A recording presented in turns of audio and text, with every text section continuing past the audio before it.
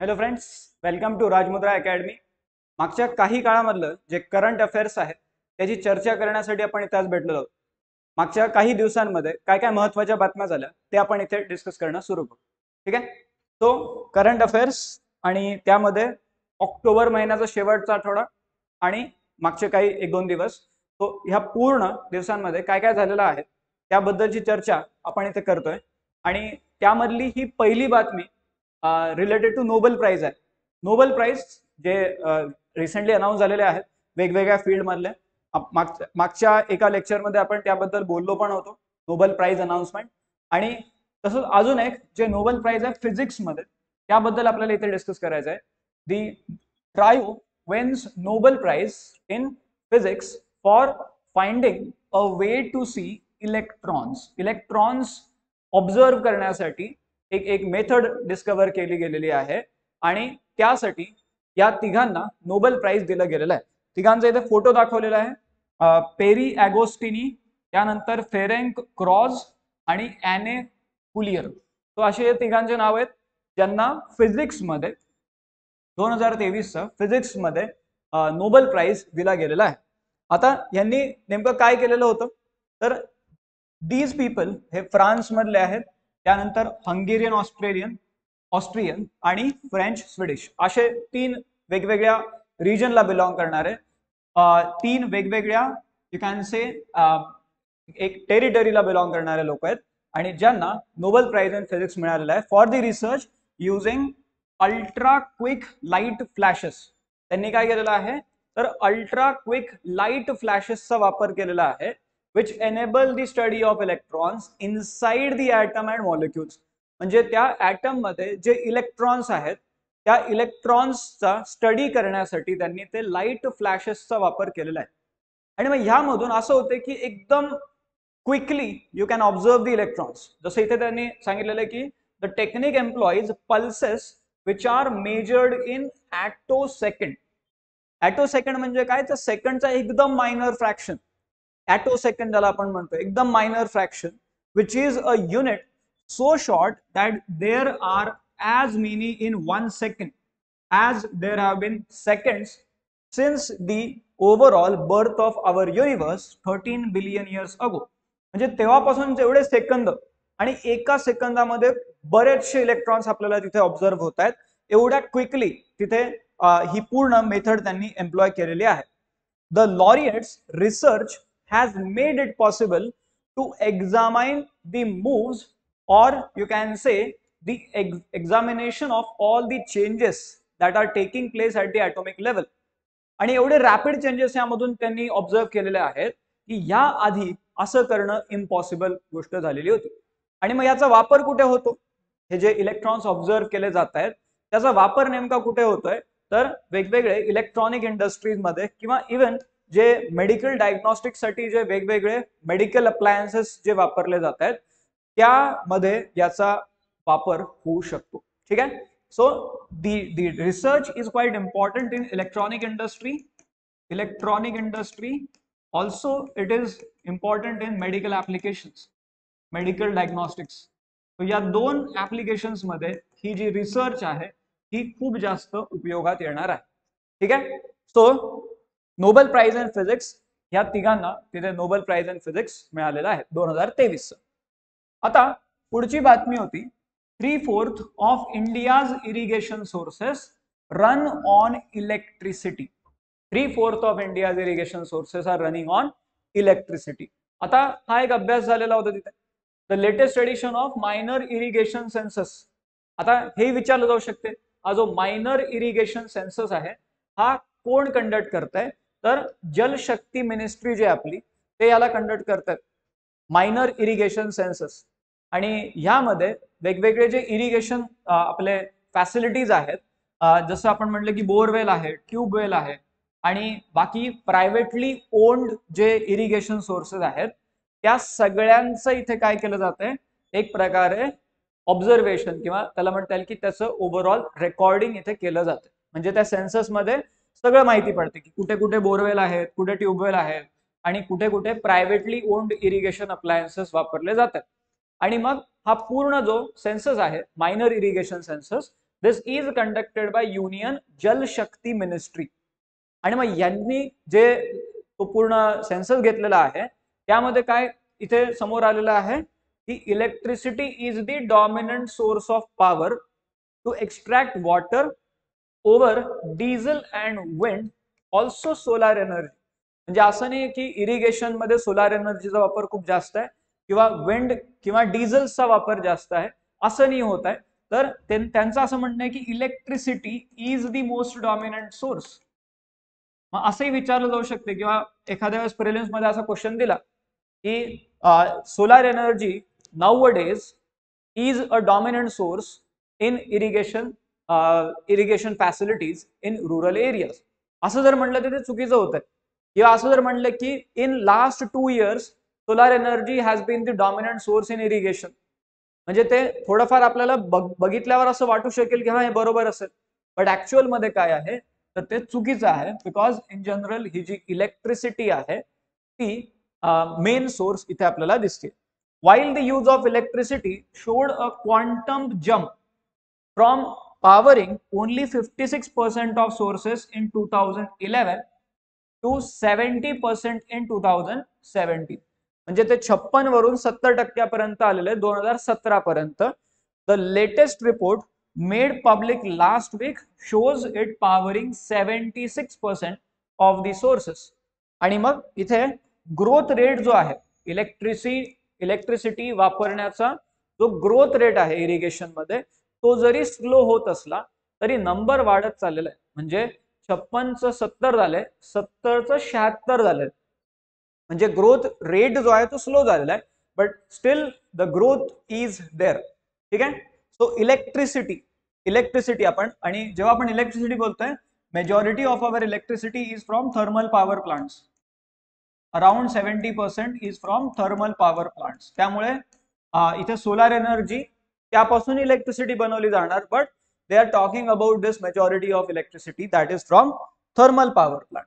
आणि मग पुढे त्यांनी म्हणलेलं होतं this electrification of ground water withdrawal, कारण अल्टिमेटली इरिगेशनने काय केलं जातं तर ते जे ग्राउंड वॉटर विड्रॉवल आहे ते वाढणार आहे. आणि त्यामुळे ह्याची दुसरी बाजू अशी होती की जास्त जर इलेक्ट्रिफिकेशन झालं तर जमिनीमधून पाणी बाहेर काढणं अजून जास्त तिथे सोपं होणार आहे. Because simply you will be using borewells, you will be using pumps by using electricity. आणि त्या पंप मुळे काय होतंय जास्त खोलीपर्यंत जाऊन पाणी विड्रॉ करता येते. तो जेवढं जास्त इलेक्ट्रिफिकेशन होतंय तेवढं जास्त तिथे जास्त डेप्थला जाऊन तिथे पाणी बाहेर काढता येते. आणि मग यामुळे थोडंफार तिथे आपण सस्टेनेबिलिटीचा इश्यू पण येऊ शकतो. किंवा जास्त इलेक्ट्रिसिटीचा वापर जर झाला, electrification of ground water withdrawal जर झालं तर त्यामुळे काय होतंय there is rise in the use of tube wells and bore wells that are capable of extracting the water at greater depth. म्हणजे जास्त खोलीवर जाऊन पाणी एक्स्ट्रॅक्ट करणं आता सोपं होत आहे. आणि मग यामुळे काय काय कॉन्सिक्वेन्स होऊ शकतात तर एक तर आहे की सलाइनिटी जी आहे सॉइलची सलाइनिटी ती वाढू शकते. यामुळे सलाइनिटी ऑफ सॉइल इन्क्रीजेस. त्यानंतर दुसरं म्हणजे काय होऊ शकेल there will be pressure on ground water resources. Ultimately तिथे जर जास्त पाणी जर बाहेर काढतोय आपण तर प्रॉब्लेम काय होणार आहे की पाणी कमी पडू शकेल. समजा पाणी बाहेर जास्त काढतोय पण पाऊस जर कमी झाला तर ते ग्राउंड वॉटर रिचार्ज नाही होणार. आणि जर रिचार्ज नाही झालं तर तिथे काय होणार पाण्याची तिथे कमतरता भासायला लागेल. सो हे सगळे कॉन्सिक्वेन्सेस आहेत. किंवा जेवढं जास्त तिथे तुम्ही ग्राउंड वॉटर एक्स्ट्रॅक्ट करताय तेवढं जास्त तिथे सलाइनिटी ऑफ सॉइल वाढण्याची शक्यता राहते. हा प्रश्न एकदा युपीएससीने त्यांच्या 2018च्या प्रिलिम्स परीक्षेमध्ये विचारला पण होता रिगार्डिंग दी सलाइनिटी ऑफ सॉइल. आणि सलाइनिटी जर वाढली सॉइलची तर सॉइलची फर्टिलिटी कमी होते. तो अल्टिमेटली कशावर इम्पॅक्ट झाला ऍग्रिकल्चरवर. आणि ऍग्रिकल्चरवर जर इम्पॅक्ट झाला तर अल्टिमेटली इकॉनॉमीवरती इम्पॅक्ट होणार आहे, फूड सिक्युरिटीवरती इम्पॅक्ट होणार आहे. म्हणजे अशा पद्धतीने विचार कर. So there are quite straightforward things you can see in current affairs, but you need to connect all the dots. नुसतं त्या एका बातमीला जर बघून चालले तर फक्त त्या बातमीमध्ये जे काही सांगितलेले ते आपल्याला कळतंय, बट बाकी ज्या सराउंडिंग ज्या गोष्टी आहेत त्यापासून आपण डिटॅच झालेलो आहोत. तर तसं न करता सगळं कनेक्ट करण्याचा प्रयत्न करायचा. ठीक आहे. Now let's move forward. एकदा न्यूजपेपरमध्ये ही टर्म आलेली होती, जॉग्रफीच्या कॉन्टेक्स्टमध्ये आहे, अटलांटिफिकेशन. अटलांटिफिकेशन हा एक मोठा इश्यू आता आजकाल बघायला मिळतोय की काही वॉटर जे आहे अटलांटिक ओशन मधून आर्क्टिक ओशन कडे मूव्ह होत. जे वॉर्म वॉटर आहे अटलांटिक ओशन मधलं वॉर्म वॉटर ते आर्क्टिक ओशनच्या भागामध्ये मूव्ह होत आहे. आणि जर ते वॉर्म वॉटर आर्क्टिक ओशनच्या भागामध्ये जर गेलं तर प्रॉब्लेम काय होतोय? प्रॉब्लेम हा होतोय की ते वॉर्म वॉटर आर्क्टिक ओशनच्या भागामध्ये गेल्यानंतर तिथल्या बर्फाला मेल्ट करते आणि अल्टिमेटली सी लेवल राईज होण्याची शक्यता आपल्याला दिसते. आणि मग हा जो पूर्ण जो फिनॉमेना आहे त्याला आपण काय म्हणतोय? अटलांटिफिकेशन. प्रिलिम्स मध्ये विचारलं जाऊ शकते अटलांटिफिकेशन म्हणजे काय. So atlantification means warm waters. कोणते? Warm waters from the Atlantic Ocean have been diverted into Arctic Ocean. ठीक आहे. अटलांटिक ओशन मधले जे वॉर्म वॉटर आहेत ते डायव्हर्ट होत आहेत इनटू दी आर्क्टिक ओशन. हे मागच्या काही वर्षांमध्ये बघायला मिळालेलं आहे. दिस फिनॉमेना विच इज कॉल्ड एज अटलांटिफिकेशन. आणि मग ह्यामुळे ओव्हरऑल ओशन स्ट्रॅटिफिकेशन जे आहे ते डिस्टर्ब झालेलं आहे in the Arctic region. Stratification म्हणजे काय? तर तिकडे पाण्याचे टेम्परेचर वाईज जे लेयर्स आहेत, म्हणजे पाण्याचा एकदम सगळ्यात वरचा लेयर जो आहे तो एकदम वॉर्म आहे आणि खाली खाली गेल्यावरती काय होतंय? तो कोल्ड होतोय.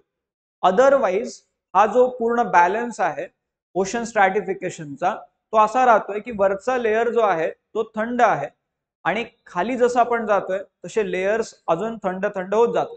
बट इथं काय झालेलं आहे? पूर्ण ओशन स्ट्रॅटिफिकेशनच डिस्टर्ब होत आहे.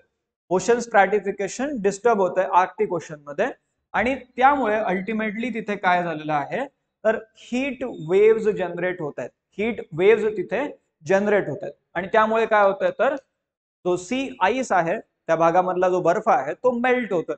आणि जर तो मेल्ट झाला तर काय होणार आहे? मेल्ट झाल्यावरती तिथे सी लेवल राईज होणार आहे. सी लेवल राईज होणार आहे. तसंच इथे अजूनही बघायला मिळते की बऱ्याचशा गोष्टी आहेत करंट अफेअर्स मध्ये रेग्युलरली हा मुद्दा येत आलेला आहे. जसं आर्क्टिकच्या रिजन मध्ये ना, आर्क्टिकच्या रिजन मध्ये आपल्याला काय बघायला मिळतंय? There is growth of natural vegetation. आता तुम्ही म्हणणार की चांगली गोष्ट आहे ना, झाडं वाढतात.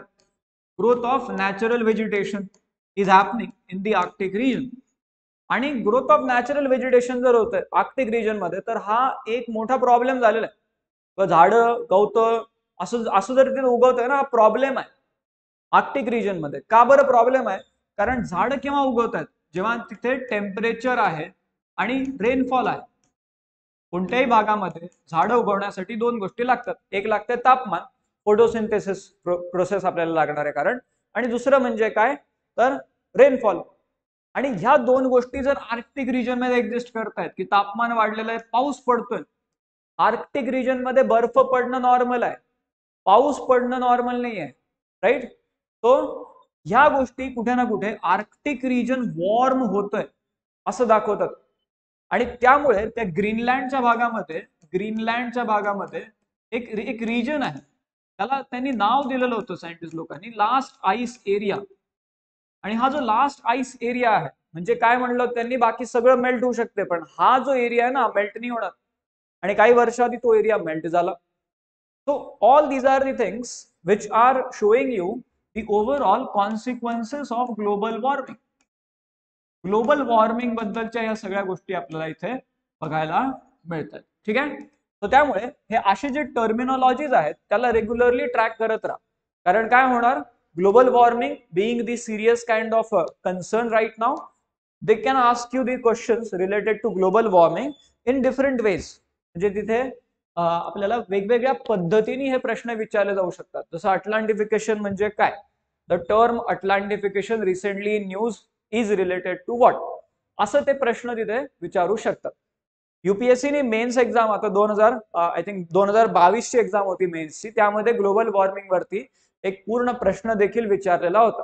तो ग्लोबल वॉर्मिंग कसं होते आणि सध्या कशा पद्धतीने हे आपल्याला वेगवेगळ्या भागामध्ये ग्लोबल वॉर्मिंग बघायला मिळतं. ठीक आहे. सो अटलांटिफिकेशन हा एक भाग झाला. Now let's move to the next thing. यूपीएससीचा GS3 मध्ये इश्यूज रिलेटेड टू एम्प्लॉयमेंट हा एक सिलेबस टॉपिक आहे. इश्यूज रिलेटेड टू एम्प्लॉयमेंट हा एक सिलेबसचा टॉपिक आहे. त्यामध्ये आपल्याला हे बघता येईल हाऊ अनएम्प्लॉयमेंट इज मेजर्ड अशा टायटलचं एक आर्टिकल आलेलं होतं. How unemployment is measured. मग यामध्ये सगळ्यात पहिले तर त्यांनी ILO बद्दल मेन्शन केलेलं होतं. International Labour Organization ILO it defines unemployment. म्हणजे हे डेफिनेशन आपल्याला कामात येऊ शकेल कारण ILO इंटरनॅशनल लेबर ऑर्गनायझेशननी दिलेली डेफिनेशन आहे. त्यांचं काय म्हणणं आहे की unemployment is nothing but unemployment is being out of a job, then being available to take a job, and third actively engaged in searching for work. अशा सगळ्या लोकांना अनएम्प्लॉइड असं ते म्हणतात. पहिलं तर काय की unemployment is nothing but being out of a job, म्हणजे जॉब त्यांना सध्या नाहीये. दुसरी गोष्ट ते अवेलेबल आहेत. असं नाही की जॉब नाहीये कारण ते सध्या अवेलेबल नाही. ते अवेलेबल आहेत सध्या to take a job but they are not having a job. And then they are actively engaged in all the searching of work for job. ते ऍक्टिव्हली जॉब सर्च करतायत.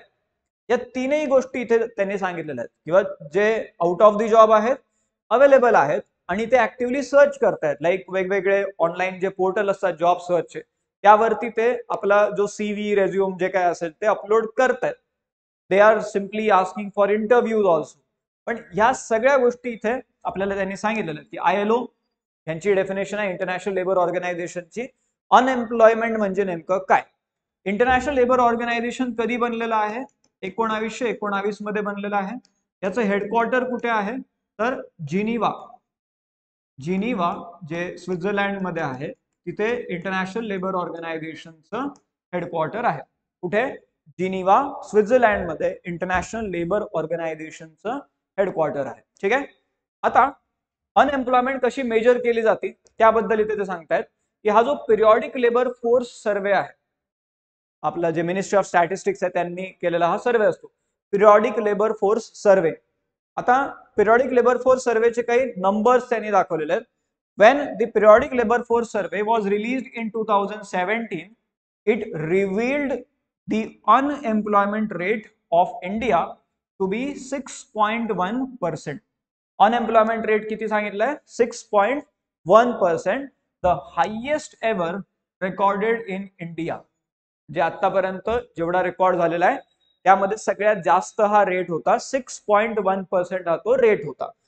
The periodic labor force survey of 2021-22 जेव्हा 17 मध्ये आकडा आला 6.1% होता आणि 21-22 मध्ये तो जो आकडा आहे तो 4.1% झालेला आहे. ठीक आहे.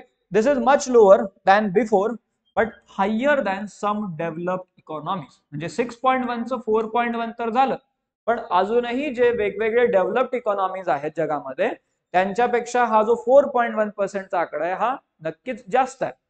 मग आता काही टर्मिनॉलॉजीज ते पहिले क्लिअर करतायत. लेबर फोर्स म्हणजे काय? What is labour force? Labour force is sum of employed and unemployed people. म्हणजे त्यामध्ये सगळेच येतात. लेबर फोर्स म्हणजे काय? जे एम्प्लॉइड आहेत आणि अनएम्प्लॉइड आहेत ते सगळेच त्यामध्ये येतात. त्याला काय म्हणतो आपण? लेबर फोर्स म्हणतोय. अनएम्प्लॉइड मध्ये पुन्हा मग ते ILO ची डेफिनेशन तिथे अप्लाय करावी लागेल की अनएम्प्लॉइड म्हणजे असे नाही की सगळेच लोक ज्यांना नोकरी नाही. काही असे असतील की जे नोकरी ज्यांना नाही करायची आहे किंवा जे समजा चिल्ड्रन आहेत किंवा ओल्ड एज आहेत, दोज हु आर रिटायर्ड, ते त्यामध्ये काउंट नाही होतात. अनएम्प्लॉइड म्हणजे काय? Those who are out of job, those who are available and those who are actively searching. तो असे सगळे जे आहेत ते अनएम्प्लॉइड मध्ये काउंट होत आहेत and they are part of your labour force. They are part of labour force. Those neither employed nor unemployed, जसं स्टुडंट आहेत किंवा those engaged in unpaid domestic work, they are considered out of labour force. Unpaid domestic work जे करतात तो ते labour force मध्ये consider होत नाहीये. मग पुढे अनएम्प्लॉयमेंट रेट बद्दल ते बोलतात. अनएम्प्लॉयमेंट रेट म्हणजे काय? It is measured as the ratio of unemployed to the labour force. म्हणजे आपलं जे टोटल लेबर फोर्स आहे, लेबर फोर्स त्यामध्ये अनएम्प्लॉयड किती आहेत त्याचा जो रेशो आहे त्याला आपण काय म्हणतोय? Unemployment rate. जर 100 जर त्याला मल्टिप्लाय केलं तर पर्सेंटेज मध्ये मिळेल आपल्याला. ठीक आहे. तो अनएम्प्लॉयमेंट रेट म्हणजे काय? The ratio of unemployed to the labour force. नंतर पुढे ते म्हणतात unemployment rate could also fall if an economy is not generating enough jobs. Unemployment rate तेव्हाही कमी होऊ शकतो जेव्हा इकॉनॉमी मध्ये जॉब क्रिएशन तेवढं होत नाही. आणि असे होऊ शकते की people decide not to search for work. People are deciding that we will create jobs rather than searching for jobs. जर वेगवेगळे लोकांनी स्टार्टअप चालू केले, स्वतःचे बिझनेस चालू केले, तर त्या केसमध्ये तिथे काही लोक ह्या पूर्ण सर्चिंग कॉम्पिटिशन मधून बाहेर येऊ शकतात आणि त्यामुळे पण काही काळासाठी अनएम्प्लॉयमेंट रेट जी आहे ती कमी होऊ शकते. होऊ शकेल जे लोक सर्च करत नाहीये जॉब, त्यांनी स्वतःचं नवीन एक स्टार्टअप चालू केलं, त्यामध्ये लोकांना एम्प्लॉयमेंट दिली, त्यामुळे हा जो अनएम्प्लॉयमेंट रेट आहे हा सुरुवातीला खाली जातोय पण त्याचं एक लॉंग टर्म रिझल्ट असे होऊ शकेल की तो वरती येईल, असंही होऊ शकेल. So all these are the possibilities that we can look here. Then पुढे काय म्हणतात? Measuring unemployment in India is difficult. का? कारण बरेचसे असे जॉब्स आहेत की जे तिथे ते रेकॉर्डच होत नाहीयेत किंवा तिथे इनफॉर्मल नेचर आहे वर्कचं. तो इनफॉर्मल नेचर असल्यामुळे काय होतंय? जॉब्सचं तिथे अनएम्प्लॉयमेंट मेजर करणं तिथे इंडियामध्ये डिफिकल्ट टास्क आपल्याला दिसते. Unlike developed economies individuals do not hold one job regularly. तसं पण एक होतंय, वर्षभर एकच जॉब आहे असं नाहीये. Individuals do not hold one job year around. An individual may be unemployed this week but may have worked as a casual laborer last month. असं होऊ शकेल की आत्ताचा जॉब नाही, मागच्या आठवड्यात जॉब होता, पुढच्या आठवड्यात जॉब असेल पण आत्ता नाहीये. आणि त्यामुळे एकतर काय होतंय की हे सगळं रिपोर्ट करणं, रेकॉर्ड करणं खूप अवघड झालं. किंवा इव्हन फार्मर्सच्या केसमध्ये पण आपल्याला हे बघायला मिळू शकेल. So there are some kind of things called seasonal employment. तो फॅक्टर पण त्यामध्ये इन्क्लूड करावा लागेल की काही लोक एका पर्टिक्युलर सीझन मध्ये एम्प्लॉयड आहेत, दुसऱ्या सीझन मध्ये एम्प्लॉयड नाही आहेत. तो पण एक भाग आहे. देन पुढे ते म्हणतात हे जे NSSO आहे म्हणजे काय? National sample survey organisation. NSSO adopts two measures for classifying the working status of individual in India. हे यांचे जे दोन मेजर्स आहेत ते प्रिलिम्स मध्ये विचारले जाऊ शकतात की कोणते असे मेजर्स वापरले जातात for classifying the working status. म्हणजे एखादा इंडिव्हिज्युअल सध्या एम्प्लॉयड आहे की नाहीये. तर यासाठी दोन मेजर्स तिथे बघितल्या जातात. जसं एक आहे usual principal and subsidiary status. म्हणजे काय?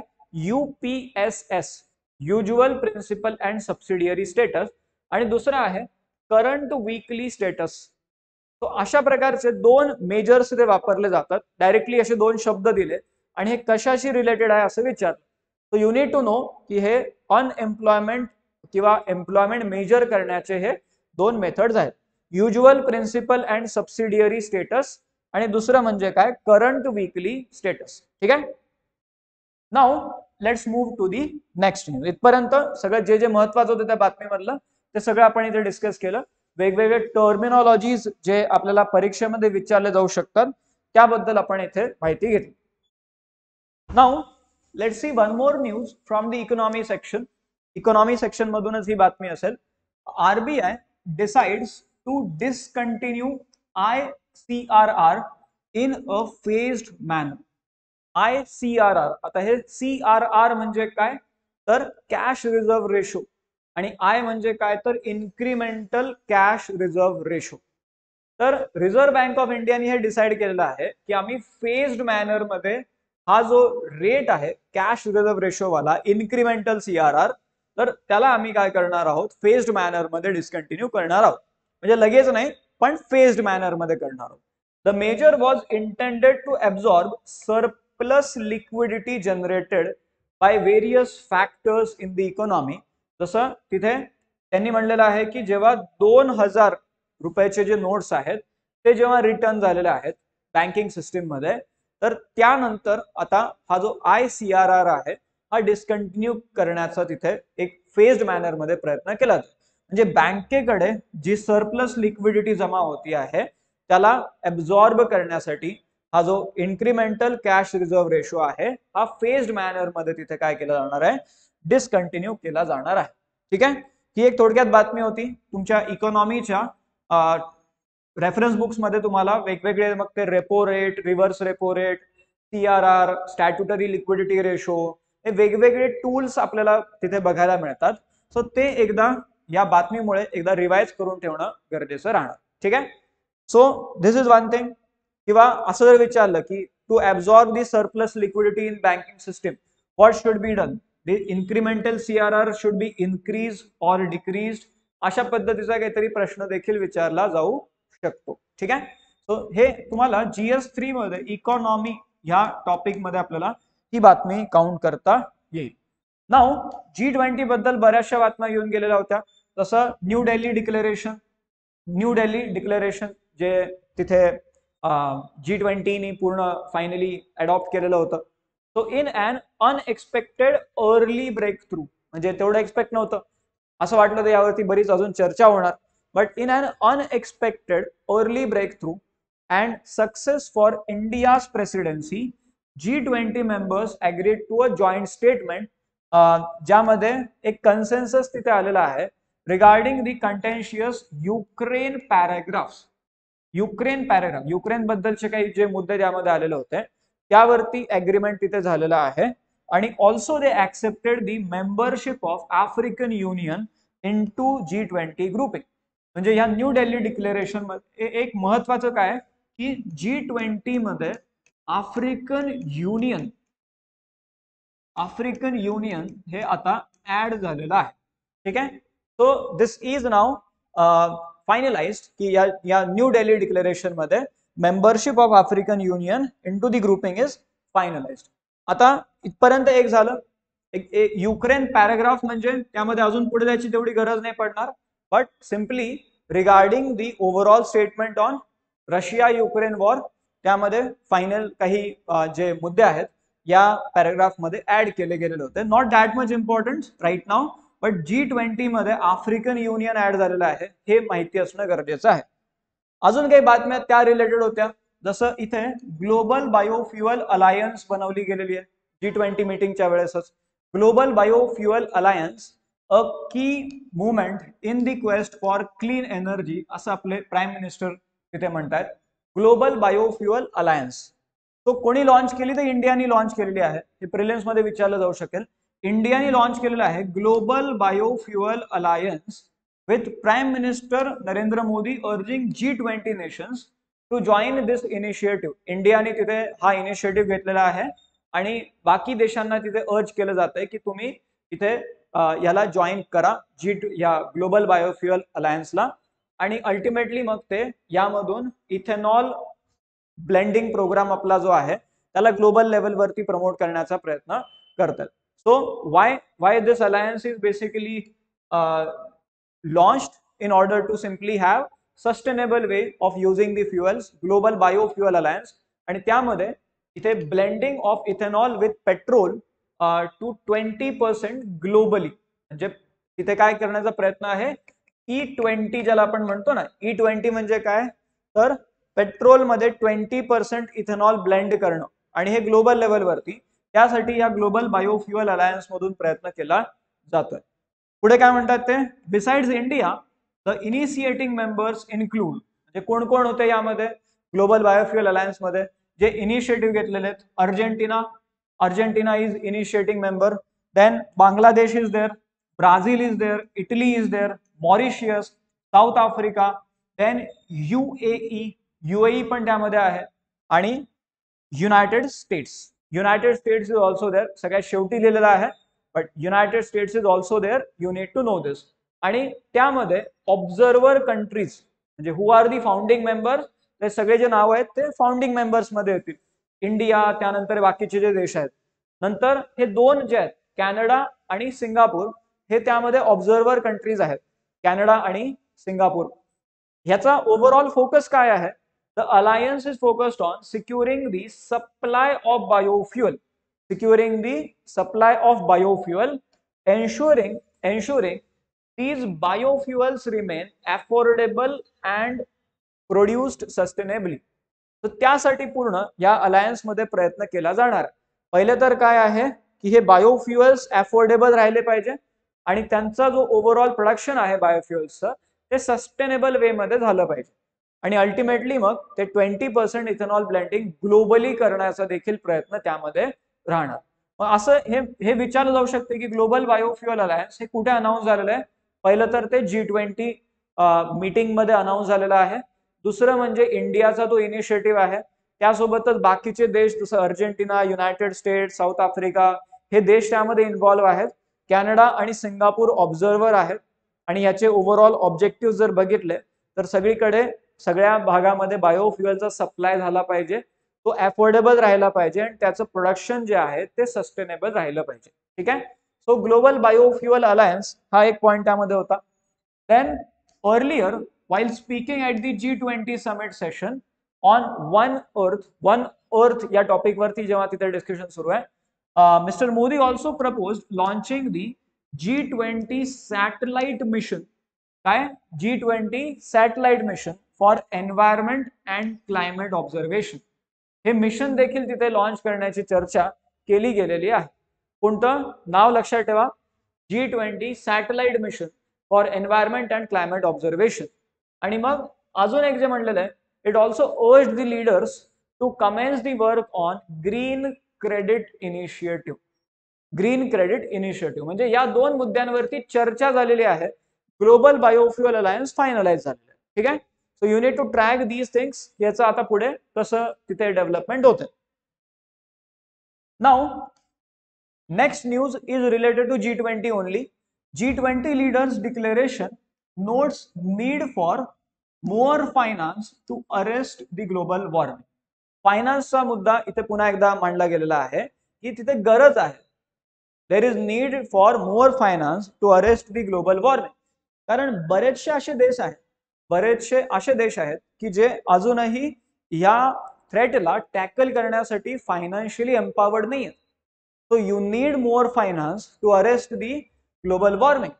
आता हे G20 लीडर्सचं जे डिक्लेरेशन आहे यामध्ये फॉर दी फर्स्ट टाइम, हे त्यामुळे महत्वाचं आहे, पहिल्यांदा असं झालेलं आहे की फॉर्मली याला रेकग्नाइज केलं गेलेलं आहे की आपल्याला खूप मोठ्या प्रमाणात क्वांटम जंप फायनान्स मध्ये घेणं गरजेचं आहे. So what we need quantum jump in finance necessary for the world to transition to a renewable energy economy.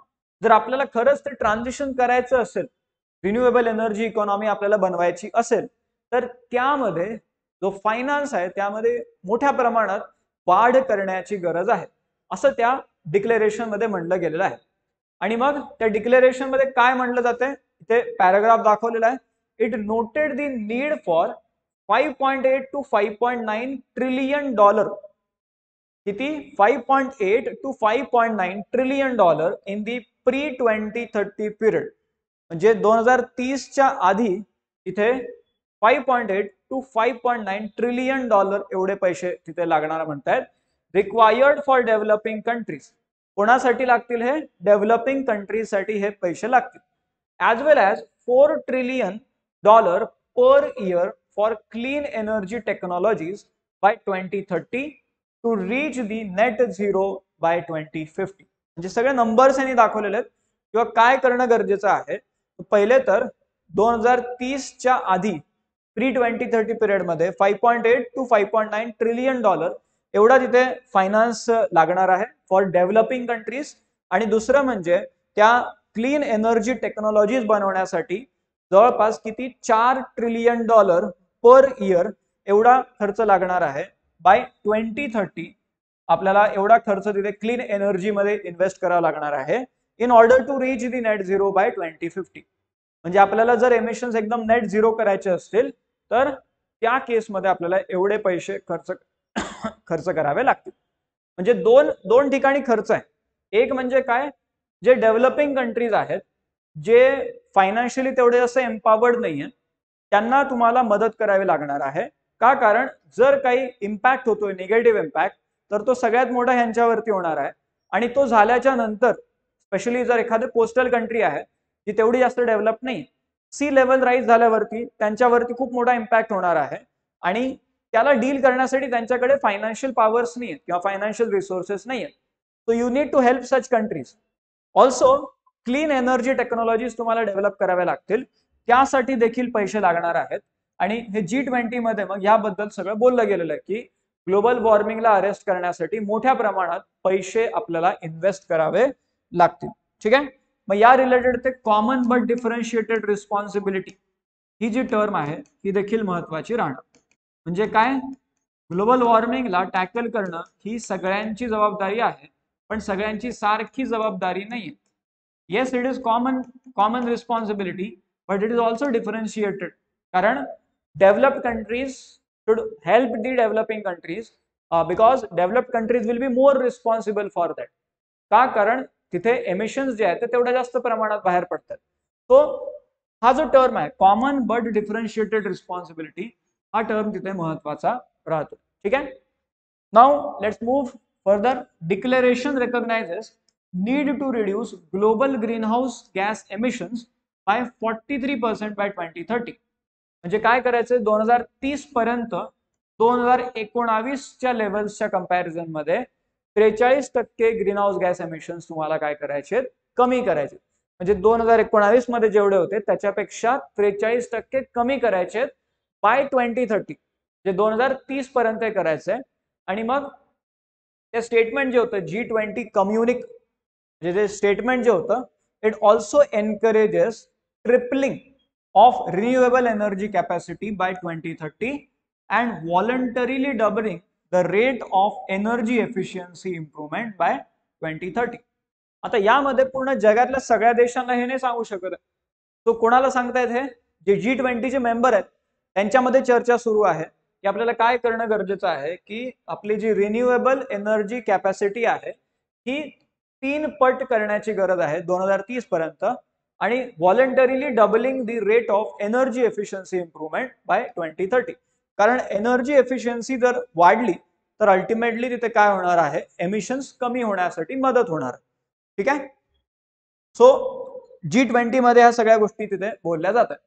Also G20 बद्दल अजून एक जी बातमी होती, G20 declaration are talking about global food security also, that G20 nations to focus on global food security. म्हणजे वेगवेगळ्या issues वरती चर्चा झालेली आहे.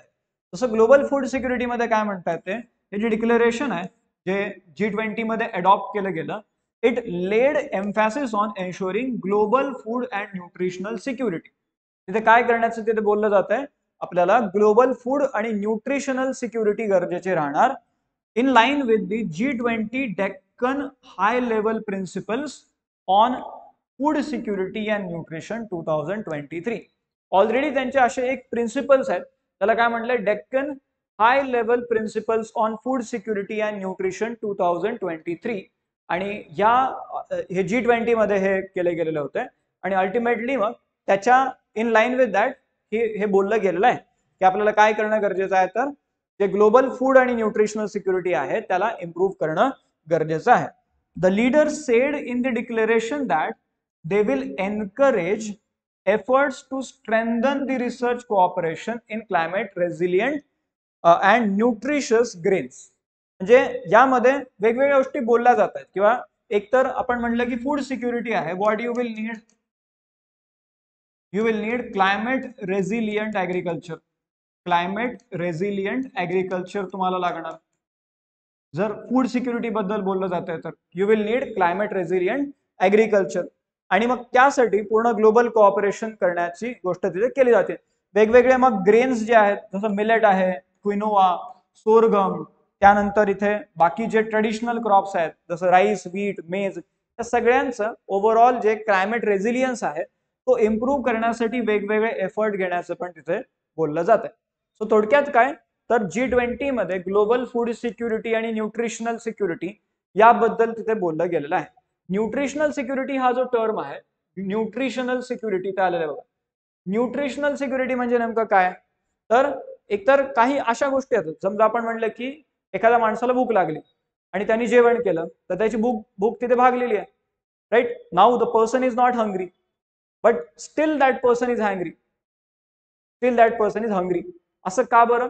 कारण त्यांनी जेवण तर केलेलं आहे पण त्याच्या बॉडीला जे न्यूट्रिशन गरजेचे होते ते न्यूट्रिशन त्या जेवणामधून जर त्याला नाही मिळालं तर त्याची ती न्यूट्रिशनची जी हंगर आहे ती तर अजून तशीच आहे.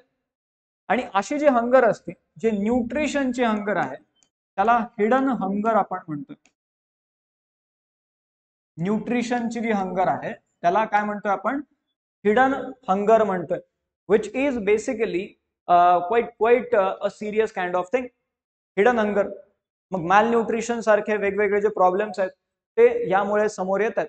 हिडन हंगर हा शब्द तिथे महत्वाचा आहे. आणि मग न्यूट्रिशनल सिक्युरिटी म्हणजे काय? प्रत्येक व्यक्तीला जेवढे रिक्वायर्ड अमाऊंट ऑफ न्यूट्रिशन आहेत बॉडीसाठी ते न्यूट्रिशन रेग्युलरली मिळाले पाहिजे. So that is nothing but nutritional security. ठीक आहे, हा एक भाग झाला. पुढे अजून काय म्हणलंय G20च्या याच्यामध्ये? They emphasised the importance of increasing access to availability and efficient use of fertiliser and agricultural inputs. कारण जर हे वेगवेगळे फूड क्रॉप्स जे आहेत ते जर आपल्याला एफिशियंटली तिथे कल्टिवेट करायचे असतील तर आपल्याला त्यासाठी लागणारे वेगवेगळे जे इनपुट आहेत ते सगळ्यांपर्यंत पोहोचवणं गरजेचं राहणार. So what we should do? We should increase the access, increase the availability, and also we should find the efficient use of fertilizer and agricultural inputs.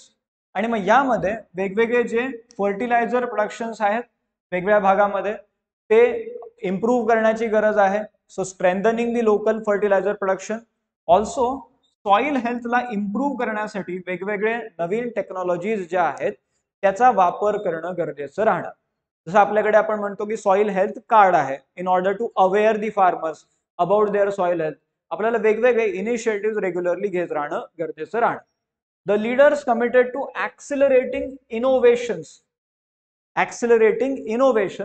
And investment. Innovation आणि इन्व्हेस्टमेंट या दोन्ही गोष्टी ऍग्रिकल्चर मध्ये वाढवण्याची तिथे commitment केली जाते, so that agricultural productivity should be improved आणि जो फूड लॉस किंवा फूड वेस्टेज आहे ते कमी करण्यासाठी प्रयत्न केला जातो. मग पूर्ण जे ऍग्रिकल्चरल व्हॅल्यू चेन आहे किंवा एका समजा ऍग्रिकल्चर एका शेतामधून ते जे काही फूड प्रोडक्ट आहेत ते गेले एका इंडस्ट्रीमध्ये, तिथे त्याच्यावरती प्रोसेसिंग झालं आणि त्यानंतर ते मग फायनल प्रोडक्ट म्हणून बाहेर आलं, असंही होऊ शकतं. किंवा जेव्हा त्या शेतामधून त्या मंडीपर्यंत सगळं ते भाजीपाला जातोय किंवा सगळं जे धान्य जात आहे तो इन बिटवीन त्याचा वेस्टेज जो आहे तो कमी झाला पाहिजे. मार्केटिंग चांगलं झालं पाहिजे सो दॅट वेस्टेज कमी होईल आणि शेतकऱ्यांना त्याचा योग्य मोबदला मिळेल. मार्केटिंग, त्याचं स्टोरेज जे आहे, वेगवेगळे जे गोडाऊन्स आहेत ते व्यवस्थित बनवले गेले पाहिजे. स्टोरेज म्हटल्यावर अजून एक शब्द येतो cold storage, so that wastage जे आहे ते कमी झालं पाहिजे. कोल्ड स्टोरेज तिथे लागणार, कारण काही पेरिशेबल आयटम असतील. पेरिशेबल म्हणजे काय की ते लगेच खराब होतील अशा प्रकारचे आयटम असतील, तर त्यासाठी आपल्याला प्रॉपर एक पूर्ण त्यामध्ये इनोव्हेशन आणि इन्व्हेस्टमेंट हे जे दोन आय आहेत, there are two I's, innovation and investment, ते इथे आपल्याला गरजेचे राहते. So that we can build sustainable and climate resilient agriculture. एकदा युपीएससीने 2018 मध्ये एसे विचारला होता यावरती, क्लायमेट रेझिलियंट ऍग्रिकल्चरवर एक एसे देखील विचारला गेलेला होता. ठीक आहे. Now this is one thing. Now next news is, हे सगळं झालं पूर्ण G20 बद्दल. आता पुढची बातमी होती India Saudi Arabia join European Union and US for an economic corridor project. असे प्रश्न बरेच पॉप्युलर असतात एक्झाम्स मध्ये, असे काही इकॉनॉमिक कॉरिडोर किंवा एखादा इन्फ्रास्ट्रक्चर प्रोजेक्ट, सो ते विचारलं जाण्याची शक्यता जास्त होऊन जाते. कोण कोण आहे? 4 लोक इथे दिसत आहेत. एक म्हणजे इंडिया, दुसरं म्हणजे Saudi Arabia, India Saudi Arabia, तिसरं आहे युरोपियन युनियन आणि चौथं आहे US. India, Saudi Arabia, European union आणि US यांनी ही एक पार्टनरशिप लॉन्च केलेली आहे. त्याचं नाव आहे partnership for global infrastructure and investment. म्हणजे काय? PGII, partnership for global infrastructure and investment. कोणी लॉन्च केलेली आहे? तर India, Saudi Arabia, European union आणि US यांनी ती पार्टनरशिप लॉन्च केलेली आहे. त्यासोबतच हे India, middle east, Europe economic corridor देखील या चौघांनी मिळून लॉन्च केलेलं आहे. ह्याचं नाव हे महत्वाचं राहणार, India, middle east, Europe economic corridor. पुढे मग याबद्दल ते सांगतात की Saudi Arabia and India have been increasing synergy which has reflected in the military to military exchanges using bilateral exercises or including bilateral exercises. म्हणजे ऑलरेडी या दोघांमध्ये relation जे आहेत ते डेव्हलप होत चाललेले आहेत, चांगले रिलेशन तिथे बनत चाललेले आहेत इंडिया आणि Saudi Arabia. Earlier last month, Saudi Arabia and UAE were among the new permanent members which were inducted into BRICS. हे आपण मागच्या एका करंट अफेअर्सच्या लेक्चरमध्ये बोललो पण होतो. तर ब्रिक्स मध्ये हे 2 नवीन मेंबर ऍड झालेले आहेत.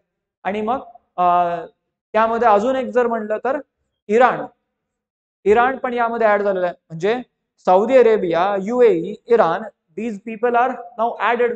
आणि हे काय दाखवत आहे? तर अल्टिमेटली तिथे काय आहे, तर रिलेशन्स जे आहेत ते एकदम इम्प्रूव्ह होत चाललेले आहेत, डायव्हर्सिफाय होत चाललेले आहेत. तर नावं लक्षात ठेवायचे. एक आहे partnership for global infrastructure and investment आणि दुसरं म्हणजे काय, India, middle east, Europe economic corridor. ठीक आहे. नाउ इन द लास्ट त्यांनी एक फॅक्ट पण इथे दाखवलेली होती. India is the second largest trading partner of Saudi Arabia. Second largest trading partner आहे इंडिया सौदी अरेबियाचा. And bilateral trade between the two sides reached $52.75 billion. किती? $52.75 बिलियन. आणि हे 2022-23 मध्ये आपल्याला हा आकडा इथे बघायला मिळतो. ठीक आहे. सो बायलॅटरल ट्रेडही बराच वाढलेला आहे आणि India is the second largest trading partner of Saudi Arabia. And these are the things which show that the global cooperation between these two countries is day by day increasing. ठीक है. Now let's see the next important news. Eradicate manual scavenging. Supreme कोर्टने हे सेंटरला आणि स्टेट्सला तिथे सांगितलेलं आहे. Manual scavenging quite a serious issue. Manual scavenging याबद्दल बरेचसे आपल्याकडे वेगवेगळे कायदे आहेत. त्यानंतर this is also somehow issue of dignity म्हणल्यावरती आपल्या कॉन्स्टिट्यूशनचं जे प्रिॲम्बल आहे त्यामध्ये आपण डिग्निटी ऑफ इंडिव्हिज्युअल बद्दल तिथे लिहून ठेवलेलं आहे आणि मग त्याला आपल्याला रिस्पेक्ट करणं गरजेचं राहतं. तो सुप्रीम कोर्टामध्ये तीच चर्चा सुरू होती की तिथे डिग्निटी जी आहे ती महत्वाची राहते. So supreme court sed claims of fraternity, equality and dignity हे तीनही शब्द आपल्या प्रिॲम्बल मध्ये येत आहेत. फ्रॅटर्निटी, इक्वालिटी अँड डिग्निटी हे जे क्लेम्स आहेत सिटिझन्सचे दे रिमेन अ मियर इल्युजन. म्हणजे हे उगाच नावापुरतच राहणार. If a sizeable section of society is forced to enter sewers for a living आणि मग तिथे बेसिकली आतमध्ये त्यांची डेथ होतीये, they die trapped in them even a decade after outlawing of the inhuman practice of manual scavenging. जे जवळपास 10 वर्ष किंवा त्यापेक्षा जास्त होऊन गेलेले आहेत की आपण या गोष्टीला इलिगल डिक्लेअर केलेलं आहे. या अगेन्स्ट एक कायदा देखील आलेला आहे. पण तरीही तिथे काय होतंय तर लोकांना लिव्हिंगसाठी म्हणजे त्यांचं लिव्हलीहूड एन्शुअर करण्यासाठी लोकांना त्या स्यूअर्स मध्ये खाली उतरावं लागतंय आणि बऱ्याच वेळेस आतमध्ये जे हार्मफुल गॅसेस आहेत त्यांच्यामुळे त्या लोकांची डेथ देखील होती आहे.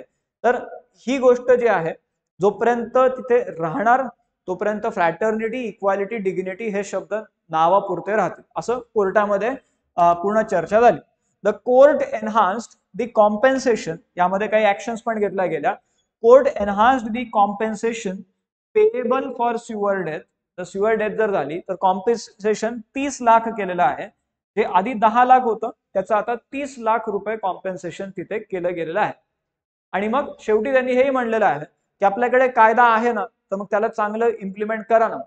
तो स्ट्रिंजंट इम्प्लिमेंटेशनची पण तिथे चर्चा झालेली आहे. So we need stringent implementation of prohibition of employment as manual scavengers and rehabilitation act 2013. Prohibition of employment as manual scavenger act 2013.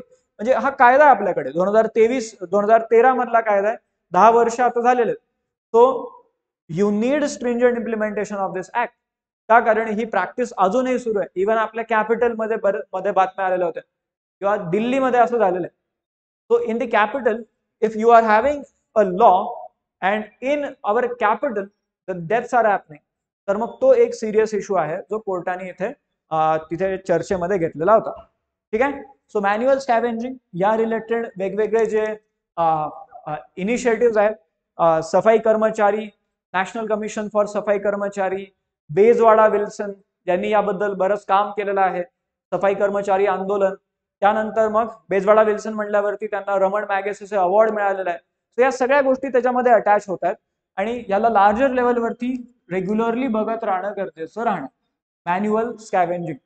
आणि त्या रिलेटेड मग आपलं एकतर फंडामेंटल राईट्स एकदा रिवाइज करून घ्यावे, आपल्या कॉन्स्टिट्यूशन मध्ये कोणते कोणते फंडामेंटल राईट्स आहेत आणि related to that current affairs आपल्याला ट्रॅक करत राहावं लागणार.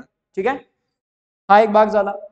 Now next thing is special trains to transport volunteers for Meri Maati Mera Desh campaign. हे जे कॅम्पेन आहे मेरी माटी मेरा देश, हे प्रिलिम्स मध्ये विचारलं जाऊ शकते. त्यासाठी काही स्पेशल ट्रेन्स तिथे चालवल्या जाणार आहेत. Indian railways will operate special trains to transport volunteers carrying मिट्टी, म्हणजे काय, सॉइल. तो ते व्हॉलंटियर्स जाणार आहेत ती माती घेऊन from state capitals and other major stations. कुठे? दिल्लीकडे. तो वेगवेगळ्या भागामधून रेल्वेनी लोक कुठे जाणार आहेत तर दिल्लीला जाणार आहेत, त्या भागामधली सॉइल घेऊन, म्हणजे ती जी माती आहे ती घेऊन. आणि मग हे कशासाठी, याचं ऑब्जेक्टिव्ह काय आहे तर the initiative is part of Meri Maati Mera Desh campaign. My soil my country हे त्या कॅम्पेनचं नाव आहे. कोणी ऑर्गनाईज केलेलं आहे तर मिनिस्ट्री ऑफ कल्चरनी हे ऑर्गनाईज केलेलं आहे. आणि याचं ऑब्जेक्टिव्ह महत्वाचं आहे, as a tribute to the वीर्स अँड वीरांगनाज, जे पूर्ण ब्रेव हार्ट्स आहेत, who have made the supreme sacrifice for the country. ज्यांनी देशासाठी सॅक्रिफाईस केलेला आहे त्यांना ट्रिब्यूट म्हणून त्या भागामधली जी सॉइल आहे ती घेऊन दिल्लीकडे वेगवेगळे व्हॉलंटियर जाणार आहे. तो हे कॅम्पेन आहे मेरी माटी मेरा देश कॅम्पेन. हे मिनिस्ट्री ऑफ कल्चरचं कॅम्पेन आहे, हे महत्वाचं आहे. मिनिस्ट्री ऑफ कल्चरचं कॅम्पेन आहे मेरी माटी मेरा देश. ठीक आहे. पुढची एक छोटी बातमी होती, star rating energy efficiency scheme now extended to solar panels also. म्हणजे हे जे स्टार रेटिंग स्कीम असते ना, वेगवेगळे आता रेफ्रिजरेटरला असते, एअर कंडिशनर्सला असते, वेगवेगळे जे इलेक्ट्रिकल इक्विपमेंट्स आहेत, अप्लायन्सेस आहेत, त्यामध्ये आपल्याला हे स्टार रेटिंग स्कीम बघायला मिळते. आणि मग ही आता सोलार पॅनलसाठी पण अप्लाय होणार आहे. हा महत्वाचा मुद्दा इथे आलेला आहे. The bureau of energy efficiency which manages the star rating scheme and is subsidiary of Ministry of Power. कोणाच्या अंडर येते? ब्युरो ऑफ एनर्जी एफिशियन्सी हे मिनिस्ट्री ऑफ पॉवर्सच्या अंडर येते. तर मिनिस्ट्री ऑफ पॉवरच्या अंडर ही स्कीम आता एक्सटेंड केली गेलेली आहे टू सोलार पॅनल्स ऑल्सो. ठीक आहे. हा एक तिथे महत्वाचा पॉइंट आलेला होता. तर एकदा फक्त हे बघून घ्यायचंय की याच्या अंडर कोणते कोणते अप्लायन्सेस आहेत. So you need to know this. Appliances part of star rating scheme. कोणते कोणते अप्लायन्सेस या स्टार रेटिंग स्कीमच्या अंडर येतात, तो हे एकदा चेक करणं गरजेचं राहणार. ठीक आहे. तो bureau of energy efficiency ministry of पॉवरच्या अंडर आहे आणि सोलार पॅनल्स आता त्या स्टार रेटिंग स्कीम मध्ये इन्क्लूड केले गेलेले आहेत. Now the next news was from biodiversity section. Biodiversity, आणि यामध्ये एक बटरफ्लाय बद्दल ते बोलतायत. A butterfly makes a rare call in Himachal, अशी ती बातमी होती. बटरफ्लायचं नाव काय आहे तर पेंट ब्रश स्विफ्ट. म्हणजे असं नाव जर दिलं तर एकदम लक्षात येणं अवघड होऊन जाईल, पण नेमकं आहे काय हे. तर हे बटरफ्लाय आहे, पेंट ब्रश स्विफ्ट असं त्याचं नाव आहे. ते बटरफ्लाय आहे, इथे फोटो दाखवलेला आहे, पेंट ब्रश स्विफ्ट. ते बटरफ्लायचा तो फोटो दाखवलेला आहे. तो अ बटरफ्लाय दॅट इज रेअर.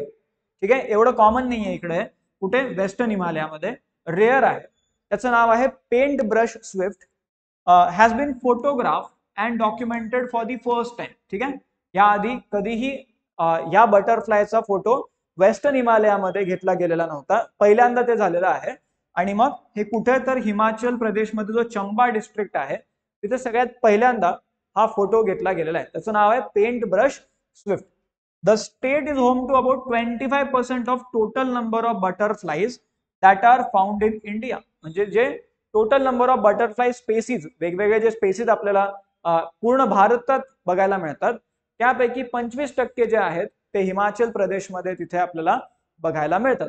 आणि मग असं असूनही हा जो बटरफ्लाय आहे त्याचं काय नाव आहे, पेंट ब्रश स्विफ्ट, हा पहिल्यांदा इथे रेकॉर्ड झालेला आहे. म्हणजे आपल्याला हे तिथे एक लक्षात येऊ शकेल की किती रेअर आहे. ठीक आहे, अजून काही नावं त्या बातमीमध्ये आलेले होते जे बटरफ्लायचे नाव आहेत. एक तर पेंट ब्रश स्विफ्ट झालं आणि दुसरं अजून एक नाव असते ब्लँक स्विफ्ट. म्हणजे जर कधी असे दोन नावं दिले, the terms like paint brush swift and blank swift recently in news are related to what, तर हे बटरफ्लायचे नावं आहेत, हे आपल्याला तिथे माहिती पाहिजे. आणि मग this is the first time the paint brush swift has been spotted and photographed in Himachal Pradesh, जसं आपण आधी बोललो. ठीक आहे, इथे ते पेंट ब्रश स्विफ्ट जे बटरफ्लाय त्याचा हा फोटो बाजूला दाखवलेला आहे. तर रिसेंटली हे कुठे तिथे फोटोग्राफ झालेला आहे त्याचं, किंवा कुठे रेकॉर्ड झालेला आहे, तर ते हिमाचल प्रदेशमध्ये झालेला आहे. चंबा डिस्ट्रिक्ट ऑफ हिमाचल प्रदेश, तिथे हा फोटो घेतला गेलेला आहे. Then the last point, why did Supreme Court not allow same sex marriage. याबद्दल बरीचशी चर्चा न्यूजपेपरमध्ये सुरू आहे.